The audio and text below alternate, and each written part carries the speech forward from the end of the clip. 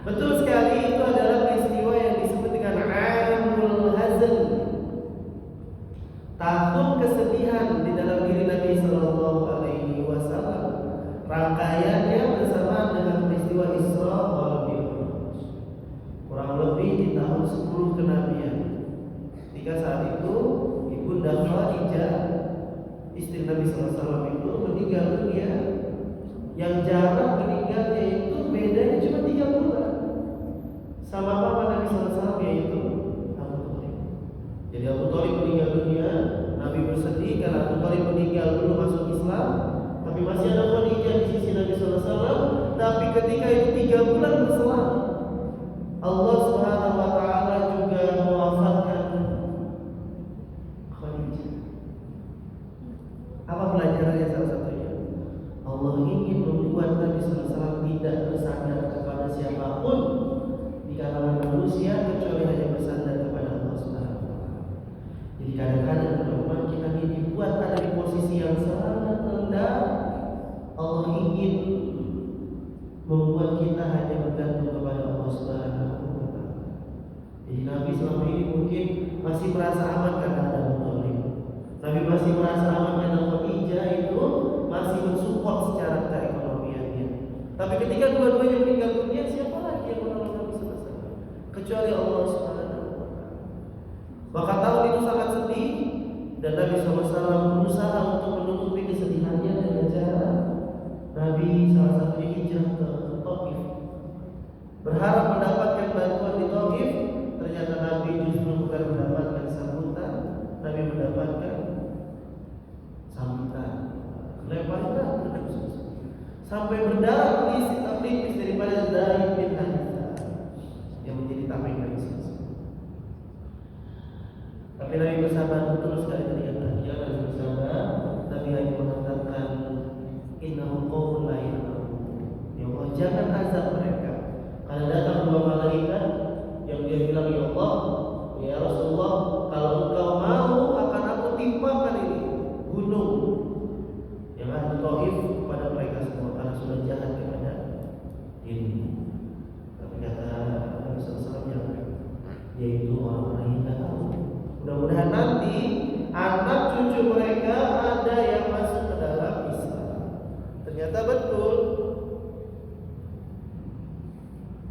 Di kemudian hari, orang-orang Taif menjadi penduduk yang mayoritas, bahkan hari ini sampai sekarang mayoritas adalah seorang Muslim. Apa itu buah daripada kesalahan?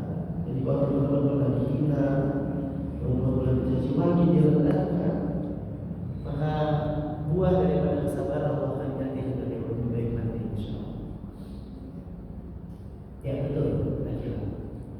Lalu nanti dengan kabar gembira dengan Nabi berjumpa dengan Allah Subhanahu Wa Taala dalam peristiwa Isra wal Mi'raj. Ada yang lain? Satu orang lagi yang ada kasih kesempatan. Silakan. Mic-nya Mas Dani itu mau dicoba sama Mas Ahmad. Itu tuh.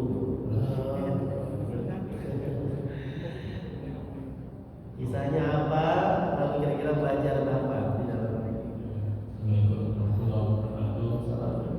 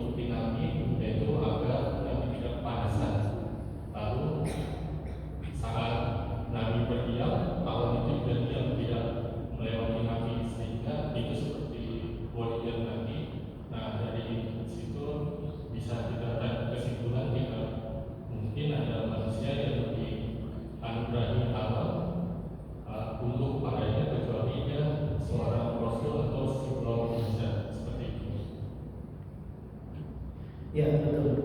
Itu salah satu pegangan kisah Nabi SAW yang datang sebelum Nabi diangkat sebagai seorang rasul. Kisarannya di umur belasan tahun, mungkin di umur 8 sampai 15 tahun ketika Nabi sudah mulai diajak oleh pamannya. Karena Nabi tinggal bersama Abdul Muthalib sampai umur 8 tahun. Dari 6 sampai 8 tahun. Berarti ketika Abdul Muthalib wafat dari umur 8, Nabi diasuh oleh Abu Thalib pamannya. Nah, semenjak diasuh oleh pamannya di Abu Thalib yang seorang pedagang, Nabi sering diajak berdagang ke Syam. Nah, saat berdagang ke Syam ini muncullah terlihat bagaimana karakter Nabi SAW yang luar biasa. Yang pertama jujur, yang kedua amanah, tidak melakukan kecurangan di dalam perdagangan. Kalau barangnya nggak bagus akan dibilang nggak bagus. Kalau barang yang memang ada cacatnya akan dibilang ini ada cacatnya. Kadang-kadang pedagang di kita ada kisah tukang jeruk. Jualan jeruk tulisannya gede banget tuh. Sekilo 15.000. Kayak kardus gitu. Yang dipajang yang warnanya oranye-oranye kuning-kuning yang bagus-bagus. Itu kita sampai yang 15.000 yang mana masih ini? Yang jelek-jelek yang 15.000 betul ya. Atau ada orang tulis pakai kardus gede sekilo 15.000, terus nanti di sini ada tulisan lagi di kardus yang ujungnya kecil, nggak kelihatan. Nah itu sebuah penipuan. Atau ada cerita yang luar biasa, ibu-ibu beli jeruk sekilo. Boleh dicobain bang, boleh dicobain. Memang yang dikasih dicobain itu yang manis. Sudah manis, diambil sama ibu-ibu sekilo. Ternyata sampai rumah dimakan asam semua jeruk. Komplain kasih ibu datang lagi ke abang, bang, tadi katanya ini manis, saya beli sekilo, sampai rumah asam semua.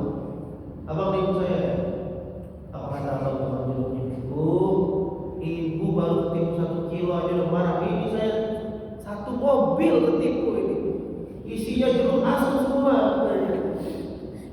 Jadi dia juga ketipu ternyata, ambil jeruk 1 mobil isinya. Tapi yang begitu, maka dia coba yang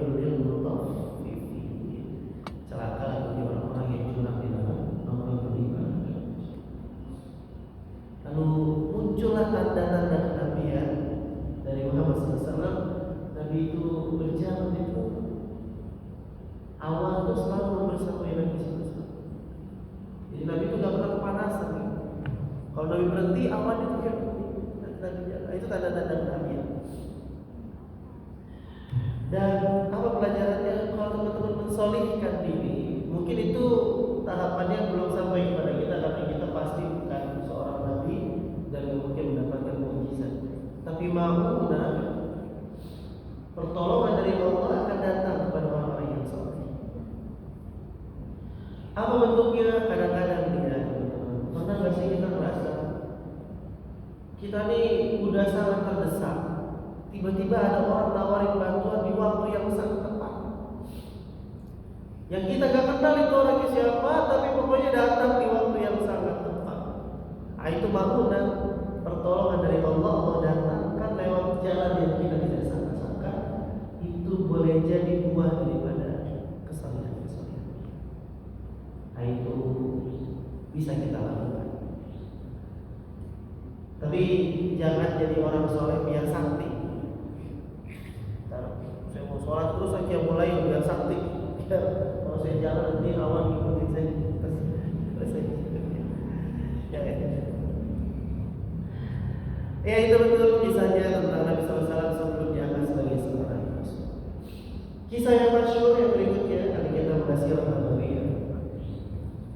Kisah Nabi dengan anak yatim. Masih belum paham ya, masih yang belum paham. 24 tahun. Di hari Idul Fitri Nabi berjalan di kota Madinah dan Nabi melihat ada sekumpulan anak-anak sedang bermain. Biasa kalau lagi lebaran kan teman-teman biasanya main, ya, senang. Lagi lebaran tuh hari bersukacita. Maka ketika Nabi keluar daripada rumahnya, melewati sekelompok anak yang sedang bermain, Nabi melihat ada satu orang anak kecil yang duduk di pojokan. Kalau teman-teman bisa bayangin, ada orang lagi makan es krim, ada 5 orang yang makan es krim, 4 yang satu cuma melihatin doang sambil nelen ludah sendiri kayaknya dia, tapi dia nggak bisa begitu. Maka sekelompok anak ini yang sedang bermain, ada satu anak yang di pojokan, dia terlihat bersedih, pakaiannya juga menyedihkan. Sedangkan anak-anak yang tadi bermain semua menggunakan pakaian-pakaian yang baru dan indah. Lalu datang Nabi SAW bertanya kepada anak tersebut, apa yang terjadi? Kisah ini sudah sangat banyak dibawakan oleh para ulama. Lalu Nabi SAW mengatakan kepada anak yang sedang bersedih tadi, apa yang membuat dirimu bersedih dan tidak bermain dengan anak-anak yang lain? Dituliskan di dalam kitab Tahdzib Al-Lughah. Maka Nabi SAW ketika itu bertanya, apa yang menyebabkan dirimu seperti ini? Anak ini, dia jawab kepada Nabi SAW. Dia nggak tahu kalau dia lagi ngomong di hadapan Nabi SAW. Namanya anak-anak.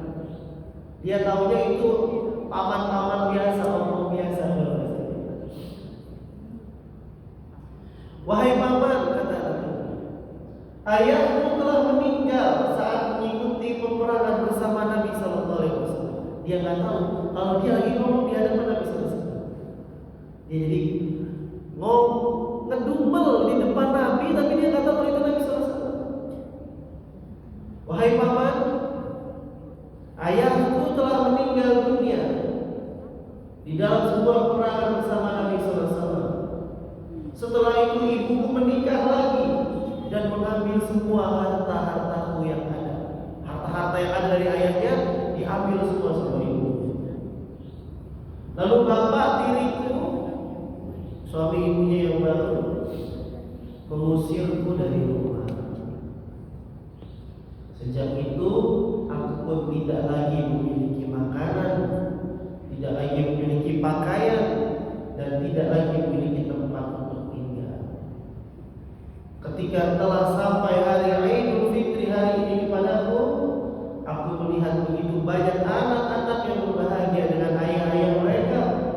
Maka aku pun seperti ini kondisinya. Bersedihlah dia melihat anak-anak pada main, ketemu sama bapaknya di hari Id, dia memakai pakaian baru. Setelah mendengarkan penjelasan anak yatim tadi, Nabi SAW merasa begitu iba, bersedih. Dan Nabi itu memang azizun alaikum ma'anitkum harisun. Jadi Nabi itu kalau ada orang menderita tuh Nabi kayak sependeritaan gitu, sama ngerasa penderitaan. Care-nya luar biasa. Dan anak itu gak tahu kalau yang lagi di hadapan dia adalah seorang Nabi SAW. Maka Nabi bertanya seperti ini, wahai anak kecil, maukah dirimu jika aku menjadi bapak? Jadi kata Nabi, mau nggak kamu kalau saya menjadi bapak? Aisyah menjadi ibumu, Ali menjadi pamanmu, Hasan dan Husain menjadi saudara laki-lakimu, Fatimah menjadi saudara perempuan. Anak ini langsung sadar bahwa yang lagi bicara di hadapannya adalah Nabi Sallallahu Alaihi Wasallam. Cara penawaran itu, mau nggak aku jadi bapakmu, Aisyah jadi ibumu, Hasan dan Husain menjadi saudaramu, dan semuanya disebutkan yang dia adalah ahlul bait, keluarga Nabi SAW. Anak itu pun tahu bahwa laki-laki yang ada di hadapannya itu adalah Rasulullah SAW. Maka anak ini mengatakan, aku tidak mau menjadi keluarga ya Rasulullah. Nabi pun membawanya pulang ke rumahnya, memberikan pakaian yang terbaik, memberikan makanan sampai ia kenyang, menghiasi dan memberikannya pakaian yang diberikan wangi-wangian. Dan sekarang anak yatim itu pun bermain dengan penuh tawa bahagia. Keluar dia pakai baju baru bahagia. Lalu anak-anak yang tadi ada di sekeliling anak yatim itu, dia nanya kepada anak yatim tadi, karena tadi dia kelihatan sedih, sekarang kok dia bahagia. Kata anak-anak yang lain, bukankah engkau adalah anak yang dulu selalu menangis? Lalu mengapa engkau sekarang terlihat sangat bahagia? Kata anak yatim tadi, memang betul, dulu aku kelaparan, tapi sekarang aku telah kenyang.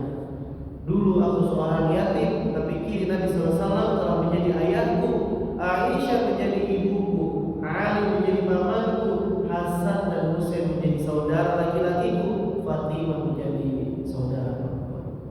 Bagaimana mungkin aku tidak berbahagia? Terus anak-anak yang tadi yang lagi main, yang ngumpul, yang nanya kepada anak yatim ini, dia bilang, andai saja bapak kami mereka meninggal di dalam peperangan bersama Nabi Sallallahu Alaihi Wasallam, tentu kami akan diangkat anak juga dengan Nabi Sallallahu. Jadi anak-anak tadi langsung berharap dia jadi anak yatim kalau diangkatnya sama Nabi Sallallahu Alaihi Wasallam. Begitulah biasa Nabi Sallallahu menggembirakan orang lain yang sedang bersedih. Maka pelajaran berharga untuk kita, siapapun yang sedang bersedih, kalau kita bisa mengambil sebagian atau memberikan sebagian untuk menanamkan kebahagiaan pada orang tersebut, lakukan. Dengan cara sururun yudkhiluhu 'ala muslim. Salah satu amalan terbaik di sisi Allah adalah engkau menanamkan kebahagiaan pada hati seorang muslim. Ada orang sedang sedih, kita datang kepada orang tersebut, mungkin hanya memberikan nasihat, mungkin kita hanya memberikan share link kajian atau potongan video pendek, atau mungkin kita datang ke rumahnya untuk ajak dia ngobrol, atau mungkin kita datang ke rumahnya untuk ajak dia makan bakso bareng. Mungkin dengan itu terasa sedikit penderitaan yang berkurang, atau bahkan dia menjadi orang yang lebih bahagia. Disitulah amal terbaik untuk diri kita. Itulah kenapa kalau orang sakit, yang menjenguk harus memberikan kabar gembira. Kalau ada orang lagi meninggal dunia kena musibah, yang jenguk dia harus memberikan kabar gembira. Ya Allah, iya ya, dulu pas masih hidup dia itu baik. Nah, jadi kasih kabar gembira, jangan iya ya, alhamdulillah bapak udah mati sekarang. Dulu pas bapak masih ada parah dia, itu jangan begitu. Atau ketika jenguk orang sakit, wah sakit ini kayaknya nggak bisa sembuh ini, parah ini, kayaknya bentar lagi udah lewat itu, susah-susah sembuhnya dah, jangan berharap sembuh. Itu gak memberikan kabar gembira, tapi kasih kabar gembira. Oh ini mah insya Allah lah, kemarin gue juga kayak gini, 2 hari sembuh, insya Allah 2 hari lagi sembuh dah. Nah itu kan orang, iya, mungkin parah itu, apakah bisa? Lewat itu ternyata itu tidak boleh begitu. Nah, jadi diberikan kabar gembira, tanamkan kebahagiaan pada orang lain, karena itu adalah amalan terbaik di sisi Allah Subhanahu wa Ta'ala. Dan yang terakhir, penggalan kisah yang sangat masyhur adalah Nabi dengan seorang pengemis buta. Saya yakin teman-teman sudah pernah semua mendengar. Seorang kakek pengemis buta yang dia adalah seorang Yahudi. Dia sudah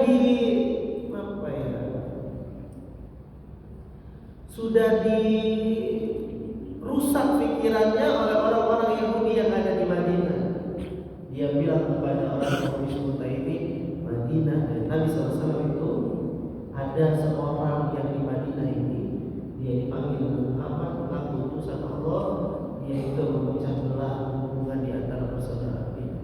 Dia itu orang gila dan yang sebagainya.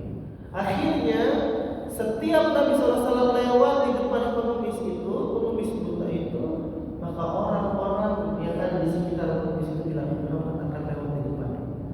Langsung dia, Muhammad, kau adalah orang gila, kau itu memecah belah, kau itu merusak hubungan antara saudara di Madinah, kau itu semua caci maki.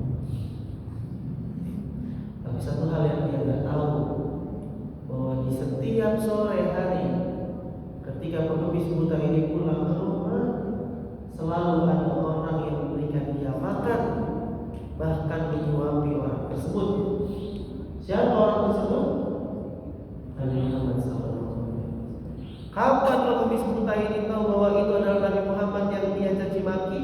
Ketika Nabi SAW sudah wafat. Jadi ketika Nabi SAW wafat, sebelumnya Nabi memberikan isyarat kepada Abu Bakar bahwa di pinggiran kota Madinah itu ada pengemis buta yang dia tidak lagi memiliki siapa-siapa. Tolong nanti kalau saya tidak ada, lanjutkan untuk tetap menyantuni daripada pengemis buta. Maka ketika Nabi wafat, Abu Bakar datang ke rumah pengemis buta ini. Abu Bakar datang memberikan makan dan menyuapi pengemis buta itu. Kata pengemis buta ini, kamu siapa? Kamu bukan orang yang biasanya datang untuk menyuapi saya. Kata Abu Bakar, mengapa begitu? Yang biasanya datang menyuapi saya, dia menyuapi saya dengan lembut. Padahal teman-teman harus tahu, tidak ada orang yang lebih lembut dari Abu Bakar. Abu Bakar itu saking lembut hatinya Abu Bakar itu. Abu Bakar enggak mau menggantikan Nabi menjadi imam sholat karena kata Aisyah, ya Rasulullah, cari aja yang lain, jangan Abu Bakar, jangan ayah saya yang jadi imam sholat menggantikan jadi imam. Dia itu kalau sholat gak pernah bisa sampai tuntas kalau jadi imam. Kenapa? Selalu bersedih dengan ayat-ayat yang dibaca. Jadi hatinya lembut. Udah segitu lembutnya Abu Bakar, kata pengemis buta ini, engkau bukan yang biasanya datang. Yang biasanya datang nyuapin saya lebih lembut cara. Kata Abu Bakar, iya itu. Memang saya bukan yang biasanya datang. Lalu siapa kamu? Saya adalah Abu Bakar. Lalu siapa yang biasanya datang menyuapi saya?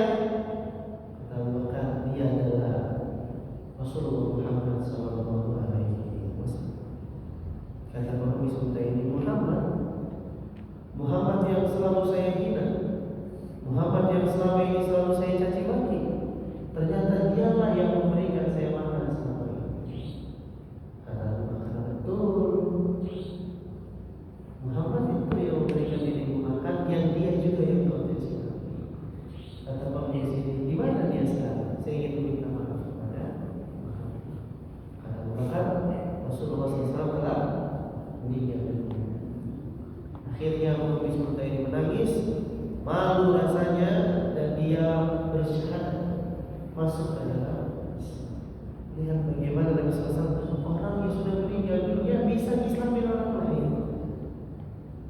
Disebab apa? Disebabkan dengan kelembutan akhlak Nabi SAW. Nah itulah sebuah kisah yang luar biasa dari Nabi SAW di dalam kehidupan beliau yang tercatatkan di dalam Sirah Nabawiyah. 63 tahun umur Nabi SAW, tapi karyanya akan tetap hidup sepanjang masa ila yaumil qiyamah, sampai datangnya hari kiamat. Nama baik itu akan terus tercatatkan, kisah-kisah luar biasa yang akan terus menginspirasi, dan keteladanannya bisa kita ambil untuk menjadi kebaikan dalam kehidupan kita. Wallahu a'lam bishawab. Mungkin itu yang bisa kita sampaikan dalam materi hari ini tentang Sirah Nabawiyah. Tentu yang terbaik adalah bukan hanya mengenal kisah, tapi dari Sirah Nabawiyah yang terpenting adalah kita mampu menerapkan nilai-nilai yang terkandung di dalam Sirah Nabawiyah. Barakallahu fiikum. Ini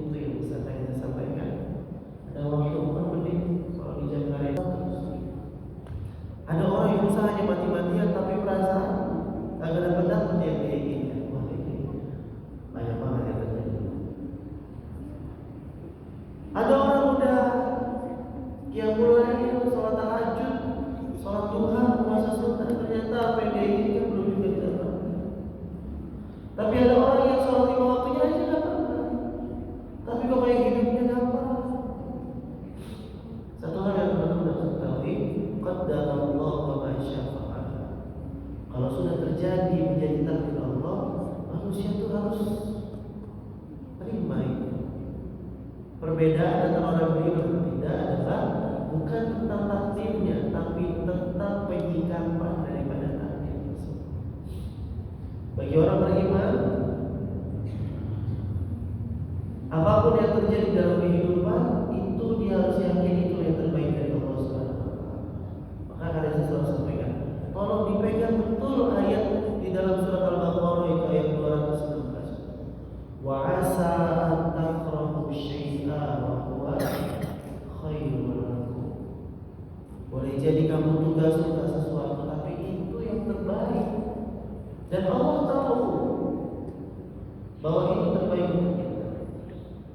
Dan sebaliknya, boleh jadi kita menyukai sesuatu, menginginkan sesuatu, padahal Allah tahu bahwa itu tidak baik. Maka Allah tidak memberikan kepada kita, menggantikannya dengan yang lebih baik, walaupun itu tidak sesuai dengan apa yang kita inginkan. Jadi bukan tentang ikhtiarnya yang kurang, bukan tentang doanya yang kurang kuat, tapi memang itu yang terbaik dari Allah untuk hamba tersebut. Dan yakin husnuzon, apapun yang terjadi walaupun tidak sesuai dengan harapan kita, akan ada hikmah kebaikan di dalam setiap takdir yang meliputi hamba-hamba Allah yang beriman.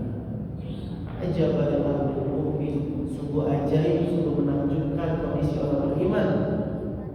Kalau dia mendapatkan kebaikan dia bersyukur, fakana khairul lah, maka itulah yang terbaik untuk dirinya. Kalau dia mendapatkan kesulitan, kesempitan, maka dia bersabar, fakana khairul lah, dan itu juga yang terbaik untuk dirinya. Insyaallah apapun yang terjadi di hidup kita, asal sudah ikhtiar, sudah berdoa dan tawakal kepada Allah, yang terjadi dalam kehidupan kita adalah terbaik untuk setiap hamba.